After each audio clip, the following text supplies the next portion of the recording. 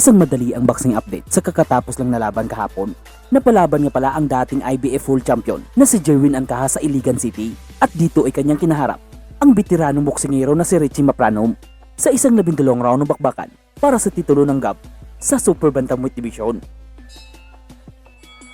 Sa umpisa ng laban ay kalmado lang ang dalawang boksingero na parang nahihiya pang magbatuhan.